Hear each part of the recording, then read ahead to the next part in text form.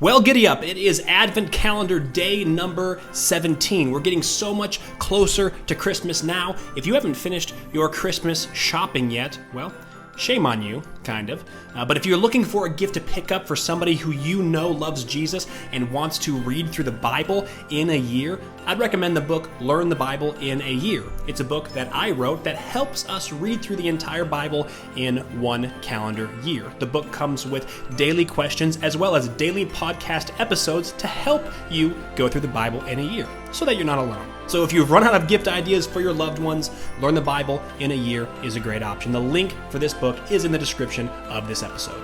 Today we're going to be talking about the three wise men, sometimes called the three kings. For the reading today, we're going to be going through the first part of Matthew chapter 2.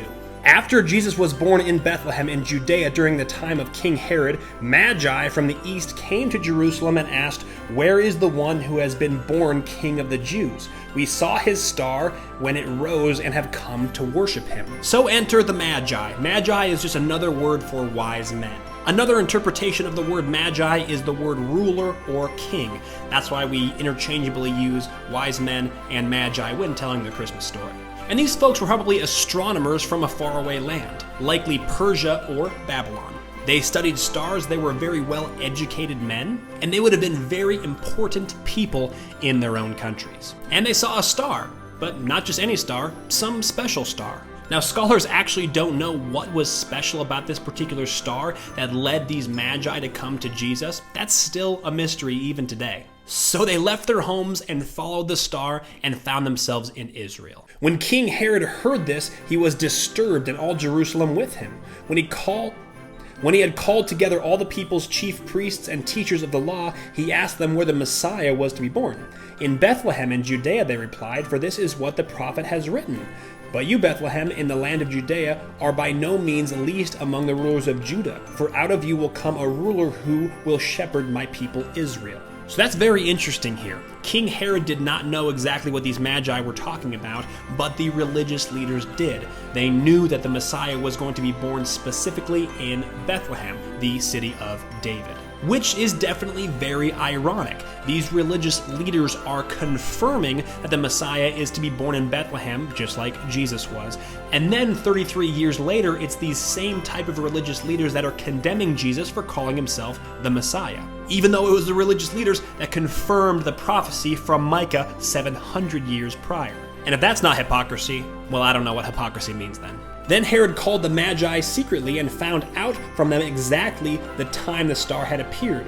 He sent them to Bethlehem and said, "Go and search carefully for the child. As soon as you find him, report to me, so that I too may go and worship him." So Herod's being really sneaky here. He is kind of an all-time scumbag. He's asking these Magi to reveal to him where the Messiah is born so that he can go and worship him. Of course, Herod does not want to worship Jesus. He wants to kill him.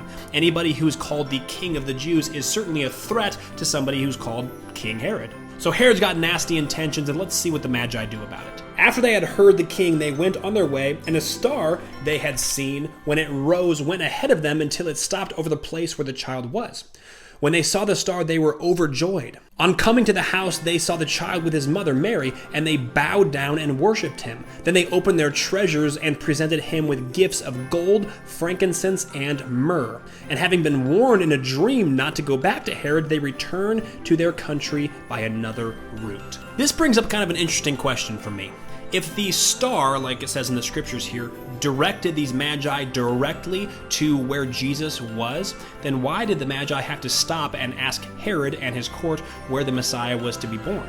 If these Magi would have just followed the star from the get-go, then Herod wouldn't have been brought up in this whole mess. But if Herod wouldn't have been a part of this big mess, then other prophecies about the Messiah would not have been fulfilled, so I guess it was all part of God's plan.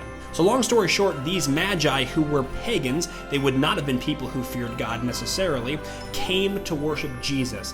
They worshiped him and they gave him gifts, and they even were attuned to the Holy Spirit, or maybe an angel, who appeared to them in a dream to not go back the same way and tell Herod. For a group of people who do not submit to the Lord, they did a lot of Lord submitting in this whole story.